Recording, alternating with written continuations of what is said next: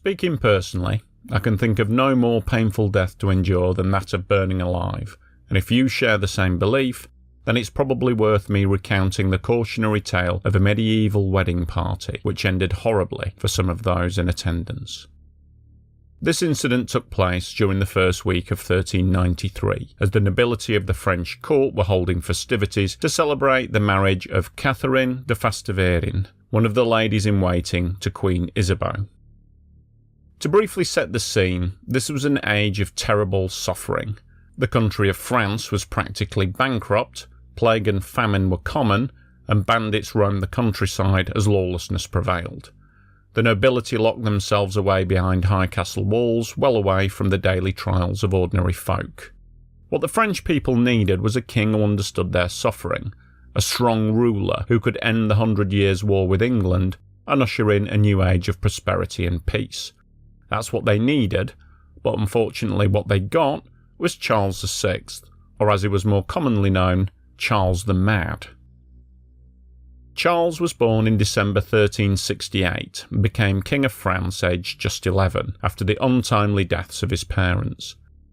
Obviously too young to rule, his uncles ran France on his behalf until he took control in 1389 at the age of 20. He inherited a broken kingdom.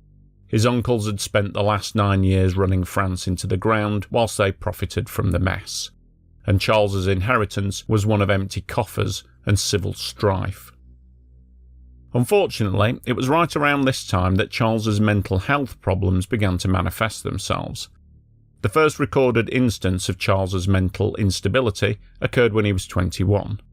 The king apparently lost his wits during a hunting expedition in the forest of Le Mans, where, for no reason, he attacked and killed several of his own men who were travelling with him. He had to be restrained, whereupon he fainted and was transported back to the royal palace tied to a stretcher. Historians believe that Charles may have suffered from schizophrenia, as up until this event he had displayed no signs of instability, although it was noted that mental illness was prevalent on his mother's side of the family. Things only got worse for Charles from here on. During his mid-20s, he was reported to have spent time running around the corridors of the royal palace howling like a wolf, and later he endured a bout of delusion where he believed that he was made from glass and would shatter if anyone touched him. Because of this, he had iron rods sewn into his clothes to support him, and he began hiding in cupboards to avoid any kind of physical contact with other people. On top of that, he is said to have been unable to recognise his wife, Queen Isabeau, or his children. He also refused to bathe or change his clothes for 5 months, leading to a state of affairs where he stank so badly that people coming near him had to hold their noses. Now, these were the Middle Ages and people often stank to high heaven, so Charles must have been pretty ripe for historians of the time to make a note of it. And remember, this is the King of France we're talking about here.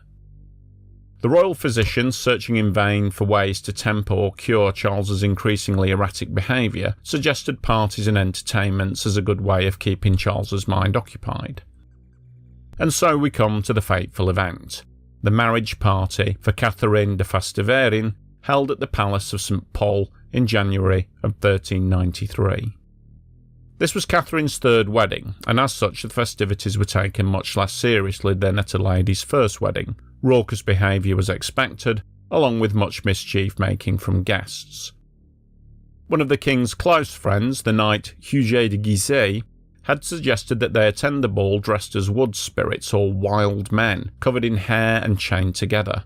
Thus disguised, they could wreak havoc in the celebrations while remaining anonymous. The king thought that this was a splendid idea, and so he had the wild men costumes made for himself and 5 other noblemen who were to be part of the jest. These costumes were described as being a set of boots, trousers, shirt and bonnet, all soaked in tar pitch and then covered in strands of frayed hemp. The close-fitting costumes were sewn onto the 6 men, and the 5 of them were chained together. The king remained free. Now, during the wedding party, the wild men did indeed wreak havoc, running to and fro, rattling chains, singing and swearing at the guests at the top of their lungs. The members of the audience had been instructed to keep all the burning torches to one side of the room to protect the wild men from the naked flames. However, the attendees had no idea who the wild men were, as the costumes covered them from the sole of the foot to the top of the crown. Being in complete disguise was all part of the fun for the king and his 5 noblemen. At this point, fate steps in the guise of the king's brother, Louis, the Duke of Orleans. He had arrived late, and by all accounts was quite drunk. Having somehow missed the instruction on the carrying of naked flames, he'd brought his own burning torch for illumination. Upon seeing the antics of the wild men, he strode forwards, burning torch held aloft, to get a better view of who the men actually were.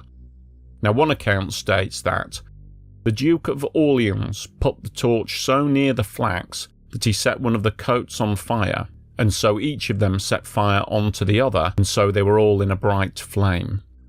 Another account states that the Duke actually threw the torch at the dancers on purpose. Whatever the truth, the result was the same. A spark from his torch ignited the flammable costume, and within seconds, one of the unfortunate revellers was completely ablaze. Being chained to his fellow wild men, the fire quickly spread from one man to the next. Each wild man frantically tearing at his sewn-on costume, pulling in panic in all directions, the group were writhing in agony as they were consumed by the flames. Some reports state that the desperate group grabbed out at some members of the horrified audience, pulling them into the burning mass and setting them on fire as the panicked men flailed desperately for any hope of rescue. The court chronicler, Michel Pontoin, described the gruesome scene with the burning men's flaming genitals falling to the floor, issuing forth gouts of blood. One knight burned to death on the spot, right in front of the horrified wedding party. 3 others survived the initial burning, clinging on to life for another 2 days of agony before succumbing to their injuries. The last to die was Sujet de Guisset, the knight who had come up with the idea in the first place.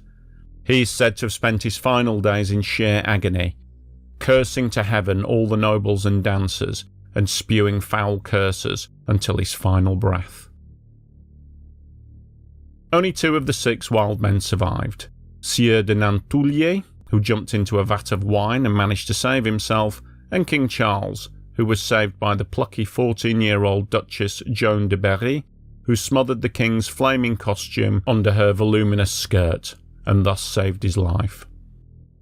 The whole affair scandalised the French populace, who saw the event as yet another example of the corrupt, depraved goings-on of the rich elite, searching for novel ways of entertainment while the average citizen struggled to put food on the table. It did nothing for the king's popularity, and indeed may have been the catalyst for further civil strife as rival nobles sought to claim the throne. Charles the Mad never recovered from his mental decline, and although he remained as king, he ruled in name only until his death in 1422. His brother Louis, the one who had brought the flaming torch to the party, fared little better, being murdered by a group of armed assassins in a Parisian backstreet in 1407.